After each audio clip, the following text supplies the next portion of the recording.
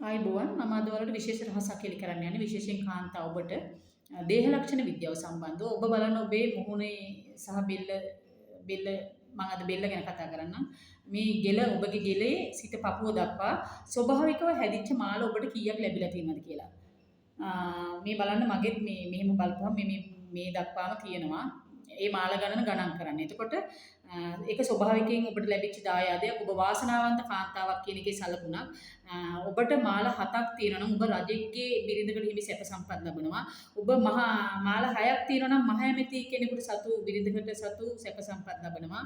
මාල 5ක් තියෙනවා නම් ඔබ ඇමති කෙනෙක්ගේ බිරිඳක් ලබන සැප සම්පත් ලබනවා. මාල 4ක් තියෙනවා නම් ඔබ മന്ത്രി කෙනෙක්ගේ සතු බිරිඳකට ලැබෙන්න පුළුවන් සැප සම්පත් ලබනවා. ඒ වගේම මාල 3ක් තියෙනවා නම් පුරෝහිතට අයිති බිරිඳගේ සැප සම්පත් ඔබට ලැබෙනවා. මාල 2ක් තියෙනවා නම් සෙම්පතියෙක්ගේ බිරිඳකට ලැබෙන්න ඕන සැප සම්පත් ඔබට ලැබෙනවා. එක මාලයක් තියෙනවා නම් ඔබට සොල්දාදුවෙක්ගේ බිරිඳකට ලැබෙන්න පුළුවන් සැප සම්පත් ලැබෙනවා. මේ මාල ස්වභාවිකව ඔබට ලැබිච්ච දායාදයක්. ඔබේ වාසනාවේ සලකුණක්. ඔබ වාසනාවන්ත කාන්තාවක් කියන එක එහෙලි දක්වන දෙයක්. ඔබේ ස්වාමියාට අනිවාර්යෙන් මේ වගේ කාන්තාවක් වුණ ගැවුණොත් හරියනවාමයි. ඔබේ ස්වාමියා හිටියට වැඩිය උසස් තැනකට යනවා කියන එක කාන්තාවගේ ගිලින් පෙන්වන්නේ. හොඳ ස්වාමියාට රජ සම්පත් විඳින්න වගේම බිරිඳට සැප විඳින්න පුළුවන් දේහ ලක්ෂණයක්. ඔබත් බලන්න ඔබේ ගෙලේ මෙවැනි ලක්ෂණ තියෙනවද කියලා. එහෙමනම් ඔබත් අනිවාර්යෙන් වාසනාවන්ත කාන්තාවක්.